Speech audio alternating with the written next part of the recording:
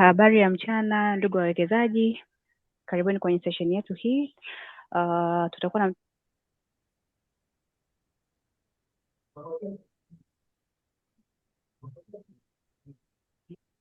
na old MTP kuja kwenye hii new MTP, so natumai baada ya hii session wote tutakuwa kwenye same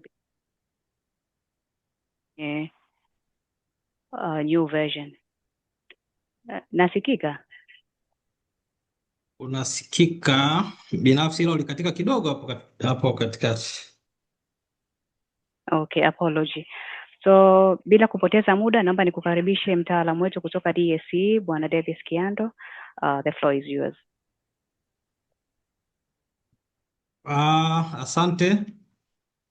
Asante Walda kwa niaba ya Solomon Stock Brokers, lakini vilevile ni shukuru uwepo wa wawekezaji ambao wametenga muda wao kuja kusikiliza mambo kadhaa ambayo tutabadilishana leo kuhusiana na uwekezaji, na naamini watakuwa na maswali, lakini kikubwa wanapenda kujua haya mabadiliko ambayo DSE tumekuja nao siku za karibuni yana lipi jipya na matarajio ni nini na huko tunakoelekea kukoje.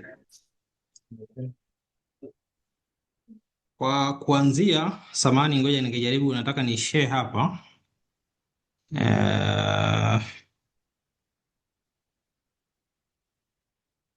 na share mara moja.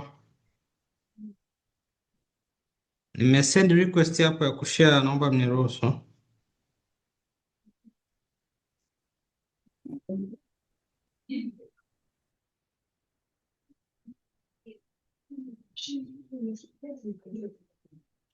Tayari madam.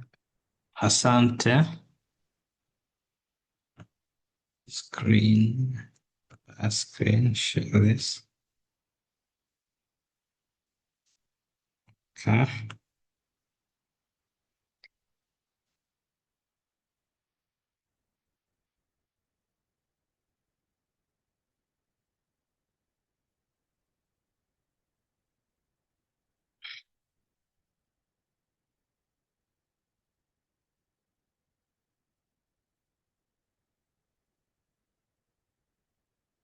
Naamini wote mnaweza mkaiona screen yangu ambayo nimeshare.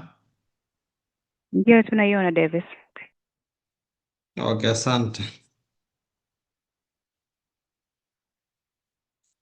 Kama nilivyosema kwamba session yetu ya leo ilikuwa ni kufahamishana mambo kadha wa kadha kuhusiana na mabadiliko ambayo DSE tumefanya kwenye mfumo mpya ambao tulitangaza nadhani siku za nyuma kwamba mfumo huu ungeanza kupelekwa kwenye matumizi rasmi kuanzia tarehe 21 Julai na utaendelea kutumika in parallel na mfumo wa sasa kwa takriban kama siku 10, ambapo tulikuwa tunategemea itakapofika tarehe 1 mwezi wa 8 basi tunaweza disengage mfumo wa zamani, alafu na mfumo mpya ukawa umetake over all the mobile trading platform operations, na watu wote tutaanza ku experience system mpya na feature zake mpya na mambo mengine mapya ambayo yamekuwa associated na mfumo huu. Labda ningependa nianze kidogo kihistoria kidogo, alafu tutaendelea kuelezea na features ambazo tuko nazo au nini ambacho tuko nacho katika mfumo huu. Mfumo uliopo sasa una takriban miaka 6 kwenye operations, ambapo tulianza toka mwaka 2020 mwezi Novemba ndo tulikwenda live na mfumo huo. Tuliubrandi na tulivyobrandi kama unavyojulikana kwamba hisa ganjani, japo harakati za kuhakikisha soko linakuwa mobile zilikuwa limeanza pia hata kabla ya mwaka 2020 kwa some few projects ambazo hazikuweza kufanikiwa, lakini kuanzia 2020 tulivyokuwa na brand ya hisa ganjani ndo tunaweza kusema kwamba ni project ambayo ilifanikiwa sana.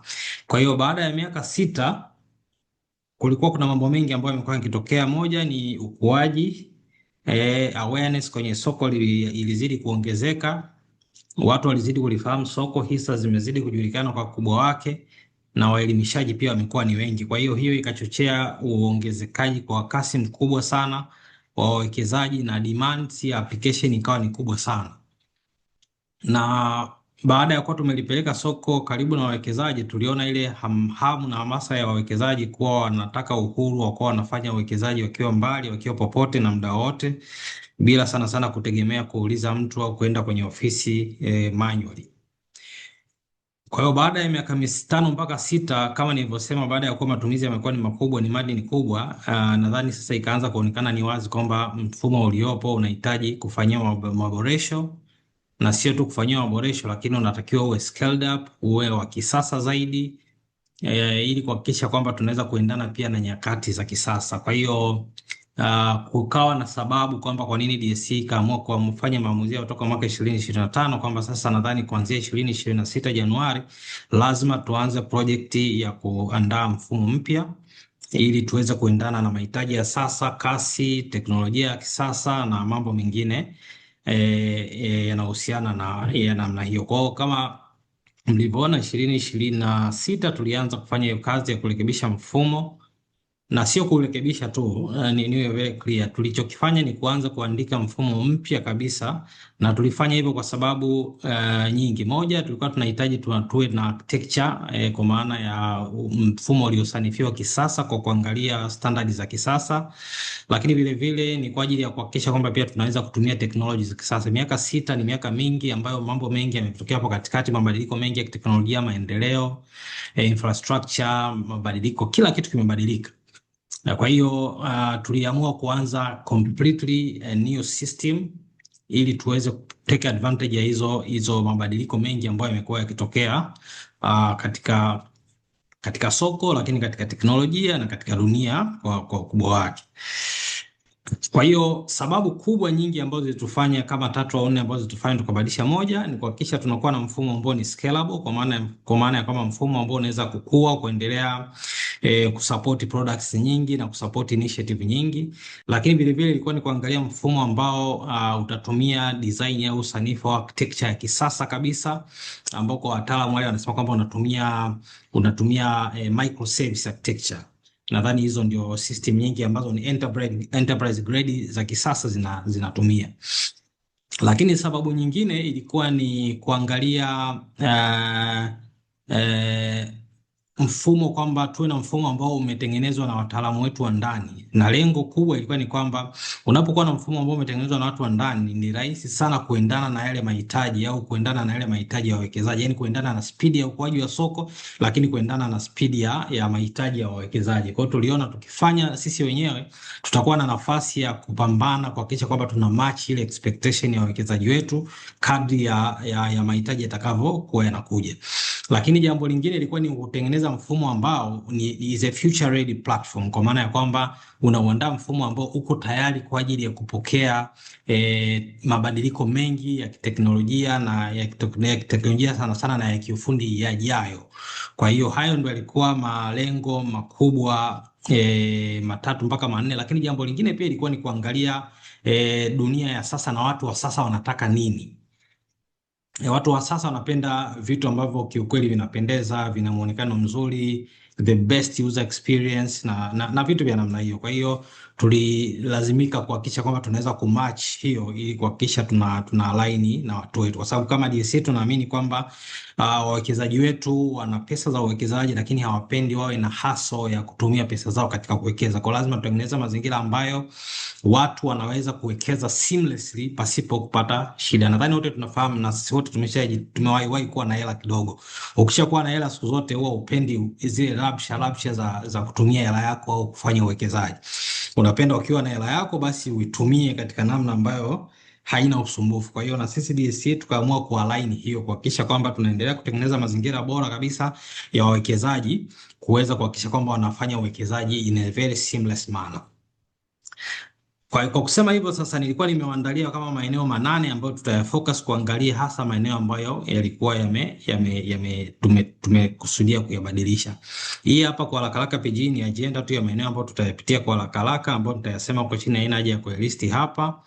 Lakini hiyo pia is just a map diagram ambayo tu inaonyesha yale maeneo ambayo tutayapitia chini. Kwa huko kuanzia kabisa tutaanza na item ya kwanza ambayo tulikuwa tumefocus sana kwenye kufanya mabadiliko na maboresho katika eneo la onboarding of clients, kwa maana ya kwamba namna ya watu kuingia katika soko kwa mara ya kwanza, kujirejista na kuanza kuliaccess soko. Siku za nyuma ilikuwa ni kwamba tulikuhitaji labda ulete kitambulisho chako cha NIDA na namba yako ya simu. Kutoka pale tutakuuliza maswali ya NIDA, utapata maswali ya NIDA, utakosea, lakini baada ya kupata maswali ya NIDA utaingiza some few details. Baada ya hapo utafunguliwa CDS account immediately. Lakini tulikuja kuinterrogate hiyo scenario, tukaona kwamba pengine ina makosa kadhaa ambayo imekuwa ikileta changamoto kwa wawekezaji. Moja, watu walikuwa wanapata nafasi ya kukosea namba za simu kwa sababu tulikuwa tunaomba OTP mwishoni, lakini vile vile watu walikuwa wanakosa nafasi ya kuweka email zao kwa sababu inabidi uiweke mwishoni. Kwa hiyo flow nzima ilikuwa haijakaa sawa, lakini pia tuliona kwamba tuna haja ya ku break down into two, kwamba kwa nyuma sasa alafu unashuka enda NMB. Hello. Kwa hiyo moja ilikuwa ni ku break into two, kwamba tuwe tuna upande wa kwanza ni KYC peke yake, lakini upande wa pili ni CDS creation peke yake. Kwa hiyo tuna section ya kwanza itakayohusiana na mtu kufanya KYC, alafu ukishamaliza kufanya KYC then tunakwenda hatua ya pili ambapo sasa utatakiwa kufungua CDS account kama wewe ni mpya, lakini kama wewe ni existing client utatakiwa kuimport ile CDS ulionayo. Kama wewe ni mwekezaji ambaye tayari una CDS lakini hukuwa umeanza kuitumia kwenye mfumo wa Issa Ganjani, kwa hiyo utakwenda kuionboard ile I mean kuimport ile CDS account yako na tayari utakuwa umeanza kuwa mtumiaji wa Issa Ganjani, lakini baada ya broker kuwa ameauthorize, kwa sababu broker atatakiwa kuipitia na kurekebisha baadhi ya taarifa zako, na baada ya hapo utakuwa tayari umeingizwa katika uwekezaji kupitia Issa Ganjani. Kwa hiyo hili eneo hapa mabadiliko yaliyofanyika kwanza ni kuongeza kipande cha KYC na kukitofautisha KYC na CDS creation, lakini vile vile ni kumtengenezea kila mwekezaji kitu kinaitwa customer information file. Kwa hiyo sasa hivi kila mwekezaji ana very unique number ambayo inamtambulisha katika soko hata kama ana CDS zaidi ya moja. Kwa hiyo katika mfumo uliopita ni kwamba CDS ndio ilikuwa inamu-identify mwekezaji, lakini sasa hivi kuna namba tumeintroduce, a very unique number ambayo inaitwa customer customer information file, ambayo hiyo ndio inakwenda kumtofautisha uniquely kila mwekezaji. Hata kama mwekezaji ana CDS zaidi ya 1, 2, 3, lakini wote watakuwa identified na sifu, tunaita sifu moja. Kwa hiyo hayo ndio mabadiliko ambayo tuliamua kuyaweka kwenye upande wa KYC, kwenye upande wa client onboarding. Lakini vile vile tumeimprove hapo kwenye onboarding kuhakikisha kwamba unaweza kupata notification katika namna tatu, either kwa email, kwa SMS, lakini vile vile kwa upande wa WhatsApp. Lakini jambo lingine kubwa ambalo tumelifanya ni kwamba sasa hivi unapo approach mfumo hautaweza kufanya chochote kama haukupata ile haukupata OTP pale mwanzoni. Kwa hiyo tunazuia ile hali ya kwamba mtu anaweza kukosea taarifa zake especially namba, alafu akaendelea na registration, alafu baadaye akajikuta kwamba hawezi kubadilisha, ni mpaka watafute DSC manual kwa ajili ya kumfanyia hizo correction. Kwa hiyo hilo ni eneo ambalo tumelifanyia marekebisho makubwa kwenye namna ambavyo tutakuwa tuna onboard wawekezaji. Lakini eneo la pili tumejaribu sana kuangalia kwamba soko linakuwa na tunahitaji kuongeza assets nyingine, kwa maana ya either ziweze kutrade au just kwa maana tu ya kuziaccess assets zingine. Soko letu la sasa hivi lina trade bonds, government bonds, corporate bonds, lakini pamoja na equity ambazo ni equity pamoja na ETF. Kwa ukiangalia mfumo wa Issa Ganjani ulikuwa una uwezo wa kuaccess equity pamoja na ETF peke yake. Kwa hiyo tulichokifanya tumeongeza utaratibu, angalau una uwezo wa kuangalia kuaccess tu bond yako, kwa maana ya government bonds pamoja na corporate bonds, kwa maana ya kuweza kuangalia portfolio yake, kuimanage portfolio yako. Lakini kwa bahati mbaya bado hautaweza kutrade government bonds, lakini in the very near future angalau tutawawezesha kuweza kutrade corporate bonds. Lakini kwa sasa ni kwenye portfolio management. Kwa portfolio yako itakuwa ina include vyote hizo assets za bonds, equity pamoja government bonds, corporate bonds, equity pamoja na ETF. Lakini vile vile tuna product ya IPOs, na kwa maana ya IPO nyingi ambazo zitakuwa zinatokea sokoni tumeamua kuiboresha sana hii process ya IPO. Uko very well guided, walkthrough yake iko very fantastic. Kwa hiyo tumeiongeza hiyo kama sehemu ya product ndani ya platform yetu, lakini vile vile ni right issue kwa wale watu ambao kama kutakuwa kuna right issue imekuwa issued katika soko, then pia watu wanaweza kuexercise. Kwa wale ambao wamepata nafasi ya kuexercise right issue ya Mwalimu Commercial Bank, wanaweza kuona kwamba wanadhani hawa ndio walikuwa watu wa kwanza kabisa kuanza kuexperience the new MTP kwa sababu wao walitumia hii platform.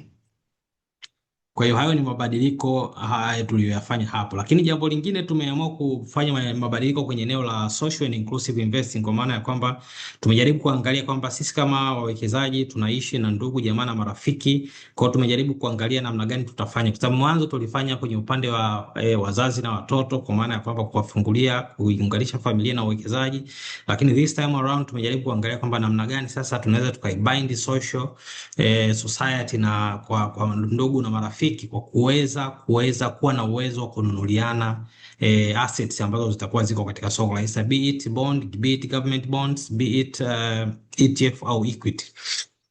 Kwa hiyo tumeongeza feature ambayo unaweza ukasema kwamba you can buy for a friend. Kwa hiyo unaweza ukamuongeza friends wako, ukamuomba consent yake, akakupa consent na wewe ukamtengenezea control number, ukalipa mwenyewe na ukawa umempa zawadi. Kwa hiyo hiyo ndio eneo ambalo tumejaribu kufanya katika kuongeza namna gani we can socially connect our investors kwa kutumia hisa kiganjani, lakini vile vile kwa kutumia uwekezaji katika assets mbalimbali ambazo ziko katika soko la hisa. Kwa hiyo hayo ni mabadiliko tumeyafanya katika hilo eneo, lakini vile vile kuna mabadiliko mengine madogo tutayafanya kwamba ukitaka unaweza ku invite wale friends ambao pia hawana CDS. Kama rafiki yako hana CDS unaweza kuminvite na ukamtumia request kule, akaipata, akaweza kudownload application, akafungua CDS account, then akakupa wewe CDS account, then ukamnunua. Kwa hiyo utakuwa umemleta ndugu jamaa na rafiki katika uwekezaji kupitia platform yetu. Kwa hiyo unaweza kuona namna ambavyo tumejaribu kufanya hisa ganjani platform au DSC iweze kuwa namna ya kuweza kuwa connect wanajamii pamoja. Lakini jambo lingine ni kuweza kutrack investments ambazo umekuwa sponsored au ambazo wewe umesponsor marafiki, unaweza kuzitrace, kuziangalia, ukafuatilia, ukazifanyia analysis na vitu vya namna hiyo. Kwa hiyo hilo ni eneo ambalo tumejaribu kuliboresha, halikuwepo kabisa, lakini tumejaribu kuja nalo upya katika kuleta tu ubunifu wa kuendelea kulikuza soko, lakini kulifanya soko lipenetrate zaidi kwa kuangalia maeneo mbalimbali ya kijamii. Eneo lingine ni kwenye portfolio management. Tume improve kwenye namna ambavyo portfolio itakuwa managed, lakini vile vile portfolio ambayo inakuwa displayed. Tumeweka a very dynamic portfolio dashboard ambayo itakuonyesha namna ambavyo dynamics zinatokea katika soko, namna portfolio inabadilika kupanda na kushuka.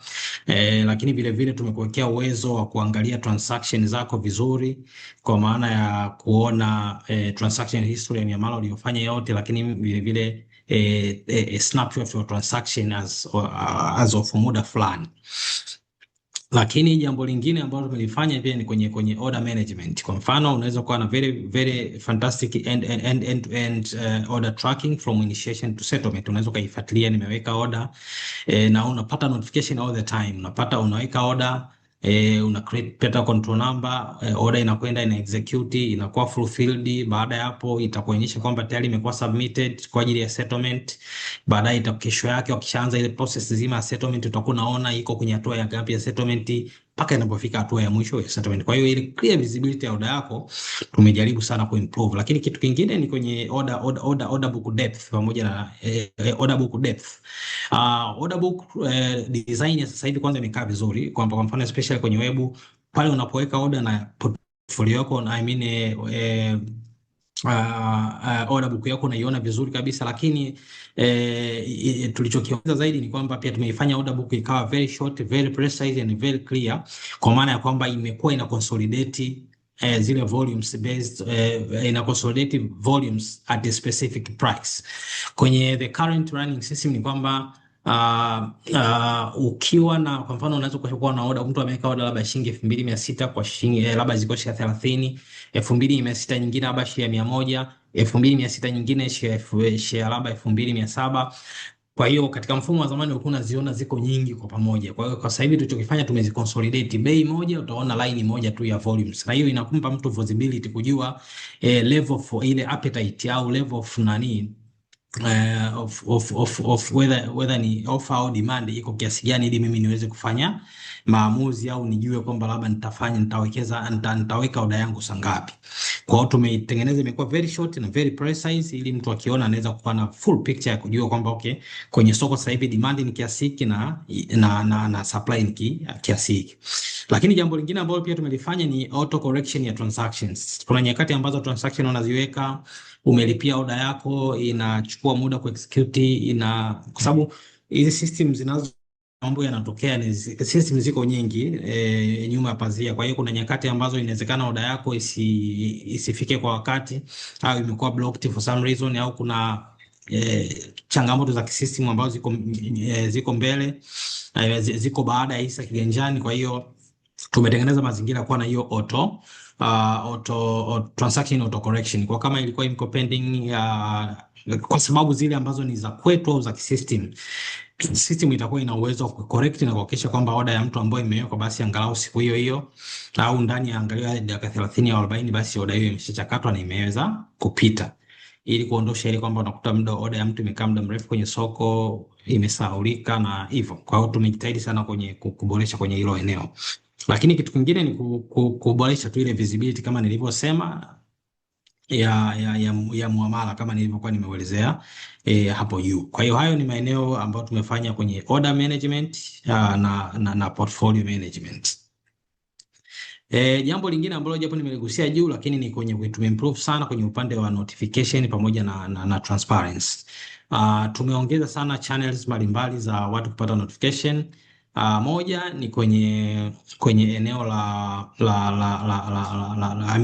kwanza tuna dispatch message kwa WhatsApp, tuna dispatch message kwa SMS, tuna dispatch message kwa email, lakini indeed we are dispatching notification kwa kutumia in app notification, kwa maana kwamba katika application yako ile huwa kuna notification ambavyo vinakuwa vina drop pale unapokuwa execution inapotokea au kuna activity ambazo unazifanya, na lengo hiyo ilikuwa ni katika kuongeza transparency, kwamba chochote kinachotokea na chochote ulichokifanya basi kinakuwa recorded na kinakuwa kinakunotify. Lakini on top of that ni kuhakikisha kwamba soko linaweza kuwa linaongea na wawekezaji muda wote, ili hata kwa wale wawekezaji ambao pengine kwa sababu moja au nyingine wamejisahau, basi soko linaweza kuwapa taarifa zaidi, kuwakumbusha au kuwashtua na kuangalia what is going on in the market, kwa sababu mwekezaji yote ambaye yuko makini, mwekezaji bora, ni lazima kila siku aweze kufuatilia nini ambacho kimetokea sokoni, ili anapokuja kufanya maamuzi basi anafanya maamuzi kwa kuangalia uelewa wake kwenye soko, na uelewa katika soko utakuja kama vile kweli unafuatilia vizuri nini ambacho kinaendelea kwenye soko. Kwa hiyo ni kwenye eneo la notification. Tumeimprove kwa kuongeza that good number of channels ambazo angalau tutakuwa tuna keep our people well informed all the time, ili kuhakikisha kwamba wanaweza kufanya maamuzi yaliyo sahihi, au kuwakumbusha wale ambao pengine hawakuweza kulitazama soko basi wapate kulitazama soko. Lakini vile vile notification ambazo tutakuwa tunazi offer hapa tumeziimprove pia kwa namna nyingine ya kwamba ni manageable notifications. Watu wale ambao walikuwa wanatumia application ya zamani wanajua kwamba notification zetu zilikuwa nyingi, tunaweza tukakutumia tu, ikiwa fupi unaweza kuisoma wote, ikiwa ndefu huwezi kuisoma wote, kwa sababu ukikliki kuisoma basi ilikuwa inapotea. Lakini sasa hivi ni manageable notifications, na tuna uwezo hata wa kuweka link pale, ukaklik ile link hivyo, au tuna uwezo hata kuweka image na vitu vya namna hiyo. Lakini vile vile tutaona huko mbele pia kuna news and notification center, ni mambo ambayo tumeongeza. Jambo lingine ni kwenye kumodernize sana kwenye digital user experience. Kwanza kwa wale ambao tayari wameshaingia wameangalia namna web ambapo ilivyokuwa very responsive, experience yake ni ya juu sana. Unaweza kaangalia tumeweka options ya kuweza kuwa na dark mode and even the light mode. Kwa maana kulikuwa kuna hiyo changamoto kama labda system zetu tu zina theme moja, lakini tumeweka angalau dark mode and white mode au light mode. Kwa hiyo unaweza ukachagua na ku-experience ile mode ambayo inakufurahisha au inakupa the best experience. Lakini kitu kingine ni very well guided journeys kwenye use cases zetu nyingi, be it onboarding Be wakati wa kutrade pale, wakati wa kufanya IPO, wakati wa kufanya right issues, you are very well guided katika kila hatua, kwamba fanya hiki baada ya hapa. Yani tumejitahidi sana kuwa very expressive ili mtu kuweza kuelewa yuko hatua gani, anafanya nini na kwa nini. Kwa hiyo ni kwenye eneo la user experience. Kwa hiyo ile feel, look and feel yenyewe application, naamini kwa wale watakaoiona wanaweza kuona the platforms are very rich of information, na kama nimekuwa nikiongea na wawekezaji nawaambia kwamba hapa ni mwanzo, kwa sababu platform bora itaendelea kujengwa na mawazo na feedback kutoka kwa watu. Kwa hiyo eneo lingine ilikuwa ni kwenye market capabilities, kuangalia namna gani future of this system inaweza kuongeza capabilities katika soko. Katika soko kwa mfano, tunatamani sana kwamba tuweze kuwa na soko ambalo foreign clients wanaweza kulifikia na kuweza kutrade, kuwekeza seamlessly kabisa. Na hayo ni moja ya mambo ambayo ni coming soon, yako njiani, ambako tunategemea kwamba foreign investors wataanza kulifikia hili soko kwa urahisi, na tunategemea tutapata sasa wale wawekezaji kutoka nje wataleta a lot of liquidity kwenye soko. Kwa hiyo soko letu litachangamka zaidi, kwa sababu wapo watu ambao wako nje wangependa kuwekeza kwenye masoko kama yanayokuwa kama ya kwetu, na fursa bado zipo. Kwa hiyo foreign investors soon nao watapata nafasi ya kwanza kuwekeza. Kwa tutakuwa wakifungua account, tutakuwa tuna stage kwa brokers, tutawa stage kwa custodian banks kwa ajili ya wao kuwafanyia further KYC, then kuwaruhusu kuanza kutumia mfumo wa hisa ganjani. Lakini vile vile ni kuruhusu corporate accounts, makampuni ambayo ni wawekezaji, basi tunaweza tukawapa nao wakana access kwenye portal kuangalia portfolio yao, pia kuangalia taarifa mbalimbali za kisoso ambao wanaweza wakafanya maamuzi ya kuuza au kununua zaidi. Lakini jambo lingine ni kwenye joint accounts. Hili najua limekuwa ni swali tunaulizwa every time and then, kwamba namna gani marafiki, ndugu kwa pamoja kwa wingi wao wanaweza kumobilize funds na wakazileta kwenye soko, na kama tunavyofahamu kwamba wingi huwa una impact kubwa, umoja una impact kubwa. Kwa hiyo kama tutawawezesha watu ambao ni jointed, wanaweza kuleta impact kwenye soko na kuongeza liquidity kwenye soko, kuongeza ushindani, kwa sababu watakuwa wanakuja kama group. Kwa hiyo hatujaisahau hiyo, lakini hiyo ni one of the coming soon feature ambayo tunaitegemea italeta chachu sana katika soko letu la hisa la Dar es Salaam, lakini that can only be possible kupitia platform yetu hii pendwa ya hisa kiganjani. Tunachokifanya sasa hivi ni kutafuta mechanism bora kabisa za kuweza kuwalinda hawa watu ambao wameamua kuwa joint katika uwekezaji. Sisi kama soko, apart from kwamba tuna provide a platform ya watu kufanya uwekezaji, lakini pia tuna obligation ya kuwalinda wawekezaji. Hatutakiwi kuja na platform ambazo zinaweza kuwa zinaleta loophole ya watu kuibiana, kukoseana uaminifu na matokeo yake kuleta cases. Kwa tunataka tutengeneze mazingira ambayo kwamba watu waliofungua joint accounts waweze kusynchronize au kufanya maamuzi kwa pamoja, whether you are purchasing or they are selling. Kwa hiyo sisi kama DSC tutakuwa tumefanya kazi yetu au tumefanya role yetu ya ku protect wawekezaji, lakini vile vile ni kuangalia group accounts kwa maana ya vikoba, SACCOS and other groups ambazo wangependa kuwekeza kama groups. Kwa hiyo nazo tunaendelea kuzitengenezea utaratibu ili nazo waweze kuwa wanawekeza katika soko. Kwa kama kawaida kwenye mambo ya group na nini, ni kuendelea pia kuwalinda na kuhakikisha hii visibility inakuwa kwa kila mmoja ajue nini kinaendelea katika uwekezaji ambao anaufanya kupitia platform ya hisa kiganjani. Lakini eneo lingine namna tutaimprove sana kwenye upande wa data na API zetu, tutakuongeza pia uwezo wa market data subscriptions. Watu watakuwa wanaweza kufanya data subscription kwa wale ambao wanahitaji kupata data za soko la hisa la Dar es Salaam kwa ajili ya kufanya analysis na maamuzi zaidi. Lakini vile vile kuimprove zaidi kwenye API management. Na kwenye upande wa payment bado so far tutaendelea kuwa tunalipa kwa kutumia payment gateway ya serikali ambayo ni GPG. Lakini tulichokifanya kikubwa katika hili ni kwamba tumeitengeneza system ambayo iko very flexible ya kuweza ku accommodate other more payment gateways. Kwa hiyo pale tutakapofika mahali ambako tunaendelea kuimprove kwenye malipo, basi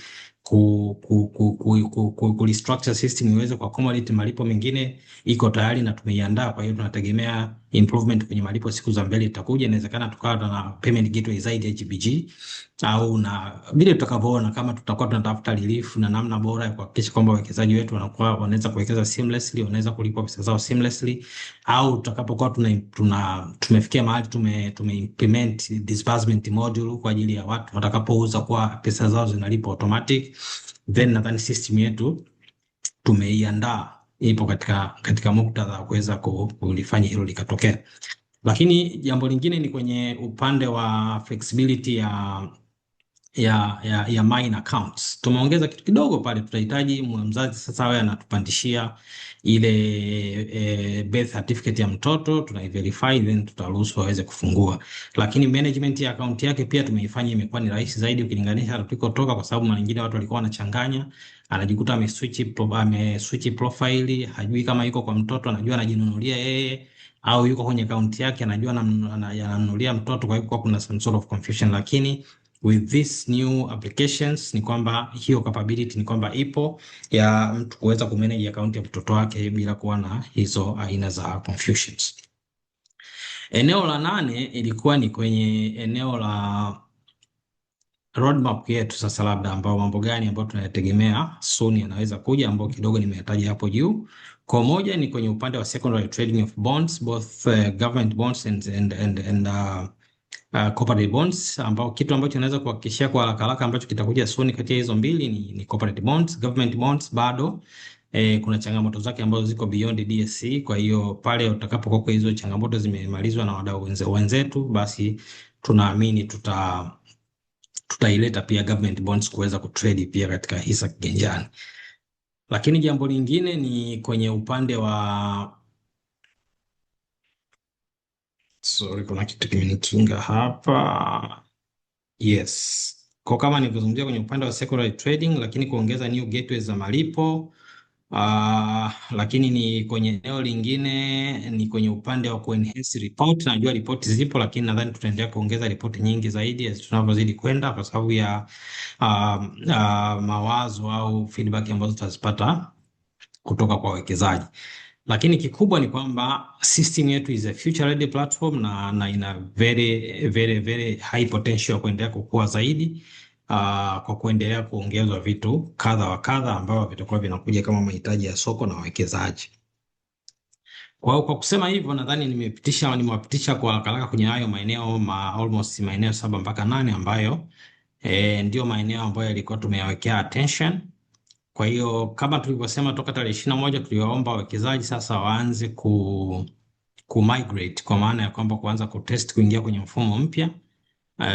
Na mifumo yote miwili, wa zamani pamoja na sasa, zote zina run parallel, na unaweza ukafanya transaction kwenye pande zozote zile, upande huu au upande huu, kwa tunaweza kufanya transaction na transaction yako ikawa is a real transaction, live transactions, na ukawa umefanya uwekezaji wa ukweli. Kwa hiyo kwa wale ambao hawajapata kupata access ya system hizo, kwanza ukitaka kuiaccess web kwa sasa, unaweza kaenda kwenye website ya DSC www.dsc.co.tz, then utaona kuna sehemu tumeandika pale kwamba new MTP, then immediately pale utapata new web. Lakini kwa wale ambao wangependa kuaccess kupitia zile tunaita platform, apps, kwa maana ya watu wa upande wa iOS au Android, then nadhani tumeshare links kwenye magrupu mbalimbali, na nadhani leo hii pia nitashare hapa kwa wale wachache ambao hawajapata. Kwa hiyo ili nao wapate pia kuingia. Nitashare baadaye hizo links. Kwa hiyo ukipata hizo linki, either ni ya web au ni umeshaweza kuupdate application yako based on that link, then unachotakiwa kufanya, hatua ya kwanza, unatakiwa usifanye chochote, tafuta where is forgot your password. Ukisema forgot your password, utatakiwa kuingiza your username ambayo ulikuwa unaitumia kwenye old system, be it an email au namba ya simu. Baada ya hapo itakuwa guide,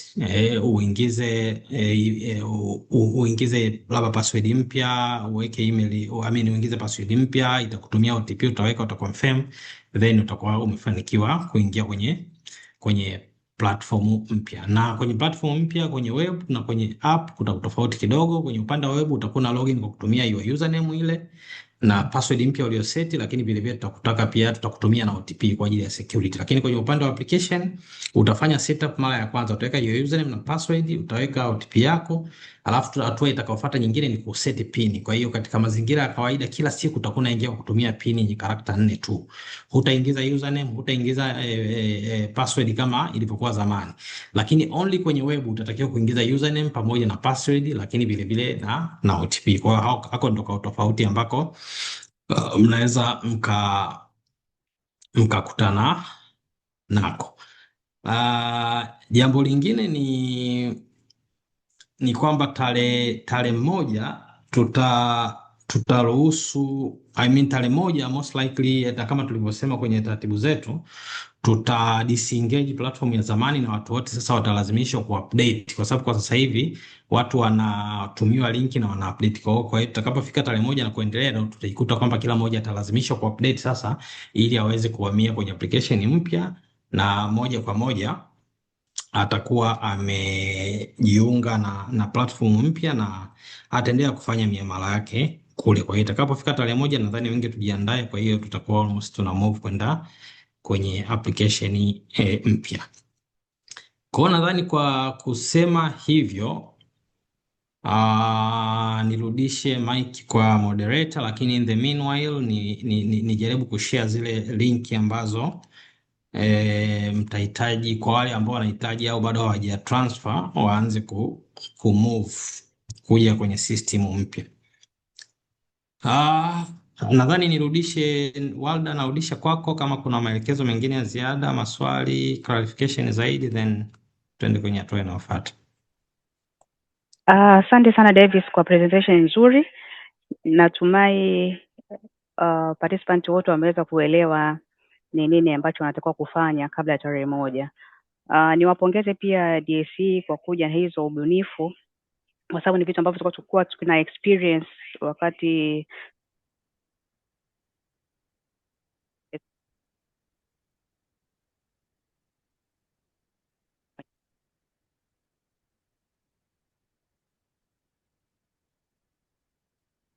kupitia hizi app. Kingine ununuzi na uuzaji wa bondi ambao amesema iko kwenye safari ambazo zinakuja. Ni initiative nzuri ambayo wengi pia walikuwa wanatamani kuipata hivyo. So hata hiyo kuanza tu na kuona holding zako za corporate na government bond imekuwa ni jambo la heri kwa wawekezaji wengi. Naomba nikaribishe maswali, na naona kuna mikono miwili ya Bwana Lembris na Amani. Naomba nianze na Bwana Lembris. Karibu sana Lembris. Asante Wada, asante Solomon team kwa elimu hii ambayo tumepata. Mimi nilikuwa na follow up na CDS accounts za Maina ambao tulifungua kabla ya hizi app. Tulipoweka app bado tunaendelea kununua manually hisa za watoto. Je, hii new migration ya teknolojia hii inaweza ika-accommodate sasa zile CDS accounts za Maina? Asante sana.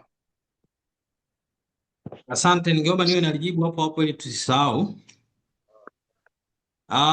Kama nimekuelewa ni kwamba ulikuwa tayari una CDS ambazo ulizifungua kabla ya mfumo na zilikuwa ni za Maina.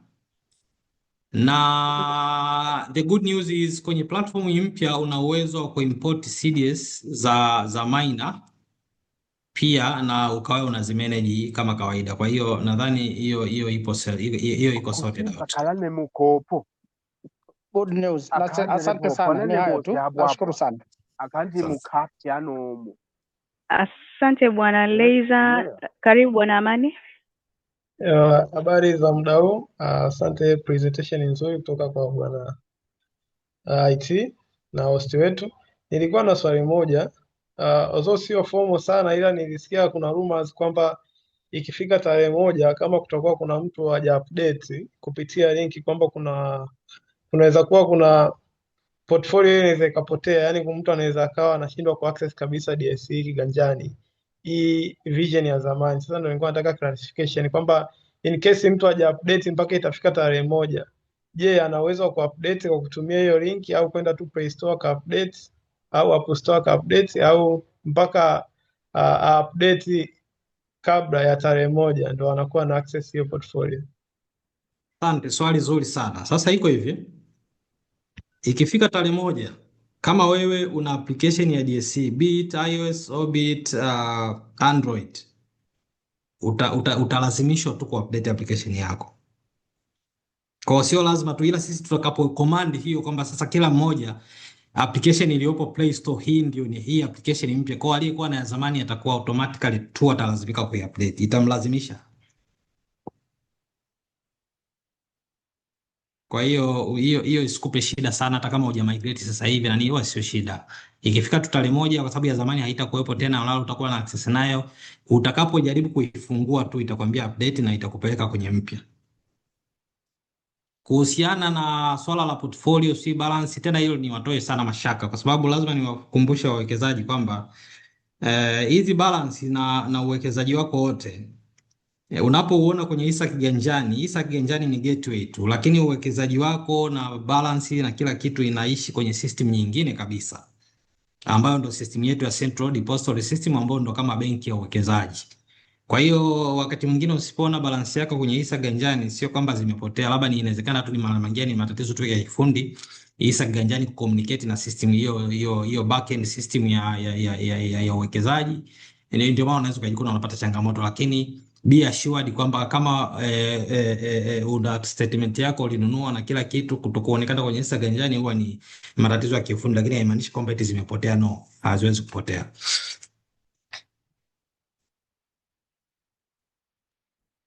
Asante sana Davis. Naona mkono wa Bwana Francisco, karibu. Asante sana. Nashukuru sana kwa Davis kwa presentation nzuri. Nilikuwa na swali kuhusu data, kwa sababu kuna baadhi tunatumia fundamental analysis kufanya maamuzi ya investing, pamoja kuna option ya technical. Sasa most of the time naenda investing.com. Sasa nilikuwa nauliza kwamba hii application ya sasa hivi tunaweza tukapata taarifa nzuri ukiachana na kuwakilisha price action kwa kutumia line chart, au tunaweza tukapata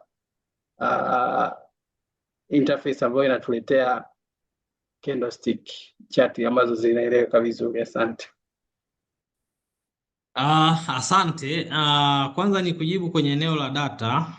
Of course kama nilivyosema kwamba kutakuwa kuna access ya data za soko, lakini sijui kama unaifuatilia vizuri DSC. Kama unafahamu, eneo la data hili ni moja ya business line ya DSC. Kwa data huwa haziwi for free.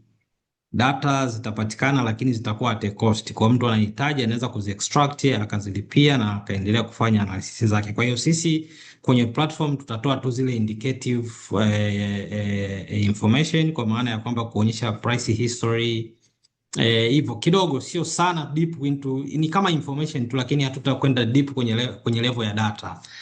Data ni kwa maana data ni kwa kweli utahitaji kufanya uwekezaji mwingine ili uzipate, ili uweze kufanya very deep analysis na uwe free kwenye kufanya analysis. Kwa hiyo sisi tutakupa tu kile ambacho angalau kinakupa tu indication kuonyesha labda price history, mwelekeo wa bei miezi mitatu iliyopita, one week ilikuwaje. That's what we can offer for now, lakini hatuwezi kuenda kwenye level ya kufanya analysis zaidi, kuanalyze au kuchambua makampuni kwenye platform ya DSC. Hiyo sidhani kama ni jambo ambalo tunaweza tukalitegemea kwenye platform.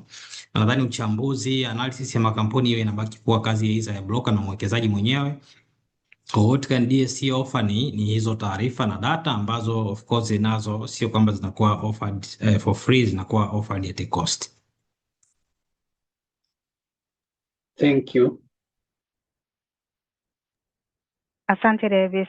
Kabla sijamruhusu Bwana Wilbert, naomba niwakumbushe kuna linki ambazo zimeshatumwa kwenye chat kwa watu wanaotumia iOS na Android. Karibu Bwana Wilbert. Habari. Naomba kuuliza swali. Nimekliki link ambayo imetumwa kwenye chat, nimeifuata, lakini nimefika hatua ambayo inasema before you can start testing, a developer has to invite you to test one of the test flight apps. To accept an invitation, tap. Ukitap inakuomba invitation code. Sijui hapo tunaendeleaje? Hiyo invitation code of course inakuja kwa baadhi ya watu, lakini kuna baadhi ya watu haiji. Kwa hiyo for now, kwa hichi kipindi naweza unachoweza kukifanya kwa nani hiyo, just jaribu tu mara kadhaa, itakuja bila kuomba hiyo code. Lakini kama tarehe moja, nadhani hakutakuwa na hiyo changamoto, kwa sababu wote tutakuwa tumekwenda tu live moja kwa moja, na utakuwa unaweza kufanya hiyo hiyo update bila kuwa na shida, kwa sababu sasa hivi kuna hiccups vya hapa na pale, kwa sababu hizi platforms zitarani zote mbili pamoja. Kwa hiyo moja inabidi ionekane kama ni is a sub of the another, ili zote ziweze kuishi pamoja na ziweze kupatikana.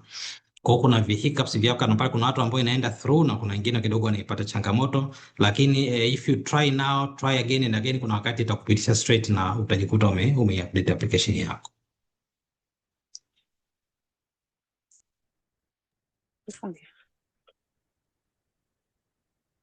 Natumai Bwana Wilbert tumepata majibu. Ndiyo, nashukuru. Karibu. Sione mikono mingine tena. Okay, Bwana Zabron Fuyoya, karibu. Asante, samahani, mimi nilikuwa nauliza, yawezekana nilikuwa nimeingia nimechelewa, lakini sijapata hizo linki za kuweza kupata hizo app mpya. Kwa hiyo ingefaa, nadhani mngetushare kwa WhatsApp. Zipo hapo kwenye chat. Sijaona kwangu mimi, siwezi nikaona, labda nitakuwa nimeingia nimechelewa na hizi. Okay. Yes. Na kwa wale ambao wapo kwenye magrupu ya Solomon, linki tayari imeshatumwa kwenye magrupu yetu ya WhatsApp, mnaweza mkazi access kupitia huko. Nimeongeza na ile ya web kwa wale ambao labda hawajaweza kuenda kwenye website ya DSC, nimeongeza linki ya web hapo. Na bwana Wilbert, kama ulipata ile changamoto ya kwenye upande wa app, no problem, unaweza kaanza na web pia, ukaingia ukaset kila kitu, ili app ikishakubali baadaye tu una move kwenda kwenye app. So unaweza ka take a chance to also experience what is happening kwenye web, alafu hii app kama nilivyokuelekeza ikikaa sawa, then just switch kwenda kwenye app. Kwa nimeshare link ya web hiyo hapo.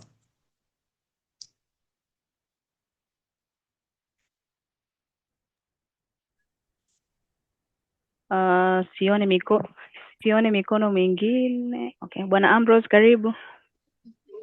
Asante na namshukuru mwasilishaji. Nilikuwa nina swali moja kwenye presentation yake, nimelifuatilia. Kuna kitu kimoja kwa investors ambacho tumekuwa tuna struggle nacho, hasa unapokuwa umenunua shares. Kuna wakati mwingine unafanya amendment, labda bei ulioweka mwanzoni imekuwa chini au nini. Kuna balance huwa inabakigi, na several times tumekuwa tunaambiwa kwamba ukitaka kuipata hiyo balance ni mpaka uask for the broker ndio uweze kujua hiyo kama kuna balance au la. Sasa je, kwenye future mpya walioiweka, je, inamwezesha mtu kuweza kuona balance yake iliyobaki kwenye account, whether amenunua, alipunguza labda number of shares, kuna balance ilibaki? Naomba kuuliza. Asante.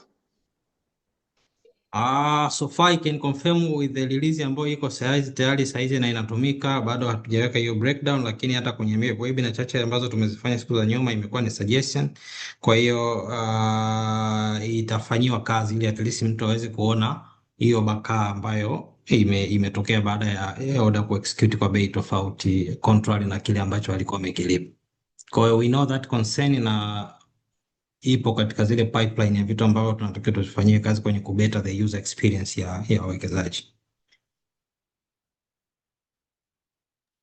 Asante. Karibu Bwana Stanislaus. Habari. Halo, habari. Alama, karibu. Asante. Naomba niulize swali moja, labda nilimisi hiyo pointi. Kwa wale ambao wanafanya investment katika magrupu au vikundi tuseme, je, kwa hii application mpya watakuwa wanaweza kununua wao moja kwa moja au lazima pia wapitie kwa mawakala, mabroker kama ilivyo sasa hivi? Asante. Asante. Labda kabla hujatoka sana, na I understand kwamba sasa hivi ukitaka kuwekeza kwa maana ya kikundi au group inabidi uende kwenye ofisi za brokers, ndio unachomaanisha, si ndio? Ndio, namaanisha hivyo. Okay, sawa. Basi nadhani nilielezea hichi kipande pale wakati nakaribia kumaliza kwamba moja ya maeneo ambayo yako kwenye coming soon ni hiyo namna ya kumanage vikundi pamoja na joint accounts, kwa sababu Eneo ambalo tunalifanyia kazi ni kwenye eneo la kuhakikisha kwamba namna gani tutawalinda au participants wa hicho kikundi au participant wa hiyo joint. Kwa hiyo hilo ndio eneo ambalo tunalifanyia kazi, lakini tu kwa maana ya kutrade, kuweka order kupita na nini, hiyo sio issue kabisa. Issue yetu iliyopo tu ni namna ya kuhakikisha kwamba tunawalinda hawa watu, kutengeneza mechanism ambayo kutakuwa kuna handshake ya wote participant wote katika kupitisha muamala. Kwa hiyo tukishamalizana na hilo, nadhani joint accounts, group accounts pamoja na pia na namna ya kuzifanyia KYC then zitakuwa tu zitaweza cooperate pia kwenye mobile trading platform. Kwa hiyo ni kuahidi tu kwamba hiyo is a coming soon feature na nadhani ni one of the useful feature ambayo hata soko linahitaji, kwa sababu tunahitaji mobilize funds kwa ajili pia ya kuja kwenye soko na kuchagiza uwekezaji katika soko. Okay, asante. Nakuelewa. Karibu Godi Mbuya. Okay, asante. Swali langu ilikuwa ni kwamba let's say mtu ukifanya setup kwenye website, setup ya kwenye simu uta login tu au lazima uanze pia na forget password again na kila kitu? Sorry, kidogo kumekuwa kuna vurugu kidogo, naomba urudie swali. Okay, swali langu ni kwamba umesema kwamba unaweza ukaanza kwenye website alafu baadaye ukaja ukafanya setup through the app. Sasa ukifanya setup from the website, utakapokuja wakati wa kufanya kwenye simu lazima pia useme forget password au utafanya kama straightforward logging in? Okay, swali zuri, nadhani nilisahau pia kuunderline hiyo. Forget password unaifanya mara moja tu. Ukifanyia kwenye web, ukija upande wa pili utakuwa kama una login tu, na ukiwa una login itakuomba tu itakutumia OTP. Kisha kutumia OTP utaweka OTP, alafu kwenye upande wa app sasa itakwambia tu set pin ambayo ni character tu 4, kwa sababu tumejaribu kubadilisha experience kwenye app kwamba mtu ukifungua app basi uingize tu pin badala ya kuanza uingize namba ya simu, uingize na password, unaingiza tu pin. Ile setup ya username na password ambayo ni ile ambayo uliingiza kwenye web kule utaifanya mwanzoni, alafu mwishoni unaingiza tu pin basi, alafu then subsequently utakuwa unaingiza pin tu. Kwa hiyo unafanya forget password mara moja tu. Kwa hiyo unaweza kuanza na forget password kwa kutumia application ukaingia, alafu ukishakuwa umesha set password yako na username unaweza ukaitumia sasa ukaja tu kuingia moja kwa moja kwenye kwenye web. Kwa hiyo unahitaji kufanya forget password mara mbili, au ukaanzia kwenye web ukafanya forget password alafu ukaja kuingia kwenye app. Kwa forget password unaifanya mara moja across hizi two channels. Okay, asante sana, nimekuelewa. Karibu Bwana Frank. Asante, nashukuru. Habari za jioni.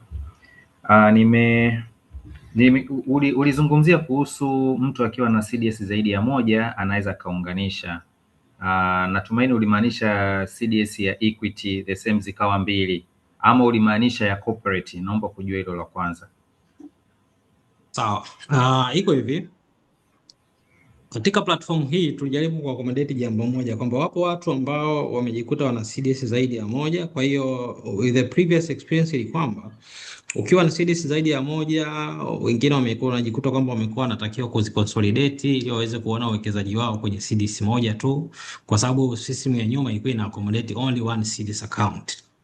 Kwa hiyo with this system tulichokifanya tuleta hiyo flexibility kwamba kama una CDS zaidi ya moja then unaweza ukazi manage zote kwenye the same account. Kwa hiyo ukawa una CDS number 1 na CDS number 2 na kila moja na portfolio zake na kila kitu, zote unaweza kuzimanage. Ukiamua kununulia hii, ukaamua kununulia ile, well and good. Kwa wale ambao nadhani wanaona it's okay kuwa na CDS zaidi ya moja, au wale wapo ambao walijikuta kwamba pengine walikuwa na CDS za zamani alafu wakaja kwenye mfumo huu bila kujua wakafungua na CDS nyingine. Kwa hiyo unaweza ukatumia chance pia kuzimanage CDS zako zote, kama vile mtu ambapo uko benki lakini unaweza kujikuta na account mbili, na unaweza wewe mwenyewe ukaamua labda kudedicate zikawa kwa matumizi tofauti, labda moja is just for trading, nyingine is for strategic investment.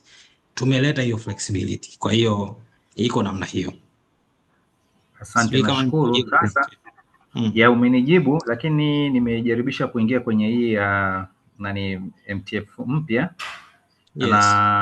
nimeadi CDS yangu. Ni kweli nina CDS zaidi ya moja na nilitakiwa kwenda kumeji kwa broker, lakini nikaona inanichukua muda, nikaamua kuacha.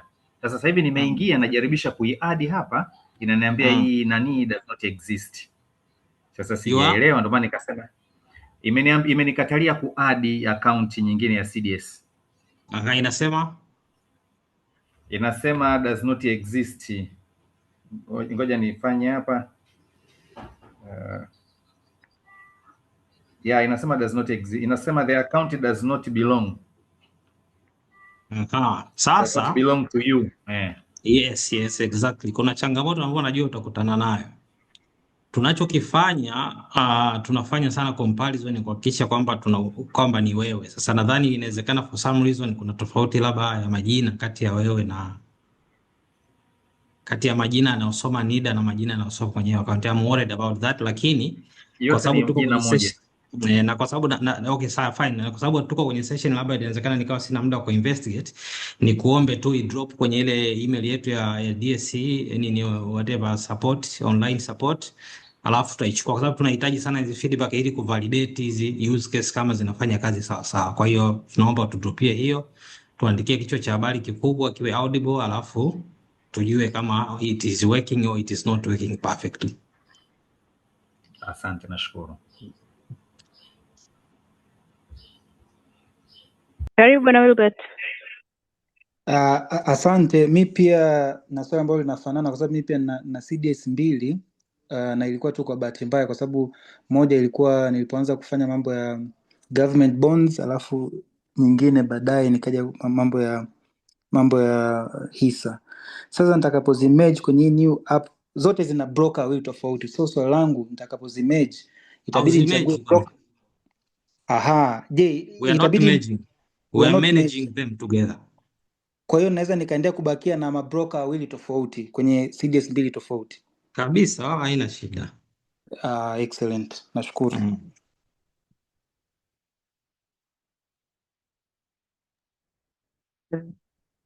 Asante Wilbert, nadhani hakuna maswali zaidi, tunaweza tukafunga hii session yetu. Kama kutakuwa kuna maswali yote ambayo mtu alikuwa anataka kuuliza lakini hajapata wasaa au hajalikumbuka.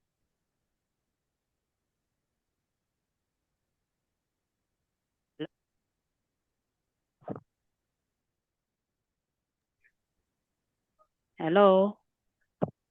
Ulipotea Walda. Oh, okay. Bwana Francisco, naona mkono wako. Asante sana, nimefanikiwa kuingia kwenye website. Nashukuru sana Davis na Solomon Stock. Nataka niwashukuru kwamba nimefanikiwa na nimeona option ya align charts. It's very good. Thank you. Asante. Tunashukuru kwa testimony. So kama nilivyokuwa nimesema awali, iwapo kutakuwa kuna mtu alikuwa na swali la ziada lakini kwa muda huu either amepata shida ya network,